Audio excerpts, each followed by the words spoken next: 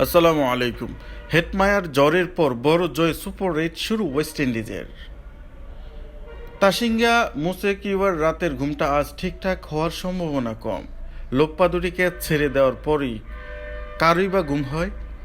মুশিকিওয়ার ছাড়া দুটি ক্যাচই ছিল আবার শিমরন হেটমায়ারের। এই সুযোগে হেটমায়াররা নাইট মেয়ার উপহার দিয়েছেন মুশিকিওয়ার জিম্বাবুয়েকে। এমন দুঃস্বপ্ন মুশিকিওয়ার ভুলতে বহুদিন লেগে যাওয়ার কথা। মুশিকিওয়া যখন প্রথম ক্যাচটি ছাড়লেন তখন 4 বলে 9 রান করেছিলেন হেটমায়ার। প্রতিদানটা 19 বলে 50 করেই দিয়েছেন হেটমায়ার। ওয়েস্ট ইন্ডিজের হয়ে টি-20 বিশ্বকাপে 22 বলে 50 করার নিজের রেকর্ডটি ছাড়িয়ে গেছেন তাতে। 19 ছক্কা মেরে টি-20 বিশ্বকাপে এক ইনিংসে সর্বোচ্চ ছক্কার রেকর্ডে ওয়েস্ট ইন্ডিজের পাশে বসেছেন নেদারল্যান্ডস। পুরো 20 ওভার খেলে তারা 6 উইকেটে 254 রানে থেমে যাওয়ার একটা রেকর্ডও গড়া যায়নি অল্পের জন্য। টি-20 বিশ্বকাপে সর্বোচ্চ 260 রানের রেকর্ডটা রয়ে গেছে শ্রীলঙ্কার দখলেই।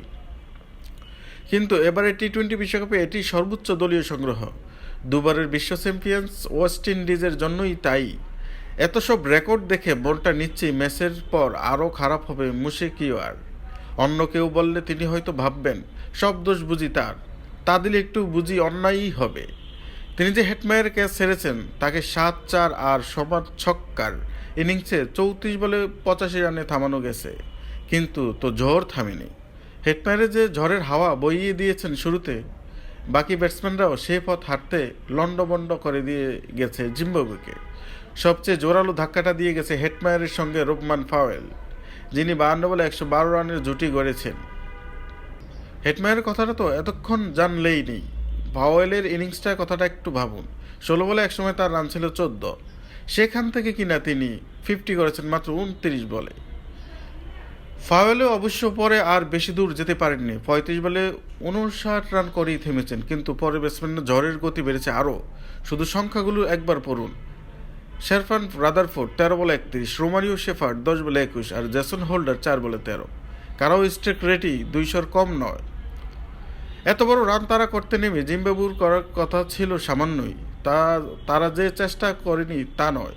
পাওয়ার প্লের 6 ওভার রান ছিল 47, কিন্তু ততক্ষণে হারিয়ে ফেলে 3 উইকেট। এমন বিপর্যয় শুরুর পর ফিল্ডিংয়ের সময় চোট পেয়েও ব্যাটিংয়ে নেমে গিয়েছিলেন অধিনায়ক সিকান্দারা। তিনি থেমেছেন 20 বলে 27 রান করে, যা একটু ঝড়। তা ছিল আসলে ব্র্যাড এভান্সের ব্যাটে। 21 বলের ইনিংসে তিনি মেরেছেন 5টি ছক্কা, করেছেন 43 রান। কিন্তু তিনি ব্যাটিংয়ে নামার অনেক আগেই ম্যাচটা শেষ হয়ে গিয়েছিল। হারের ব্যবধান দেখলেও তো টের পাওয়ার কথা। 147 রানে অল আউট হওয়া জিম্বাবুয়ে ম্যাচটা হেরেছে 107 রানে।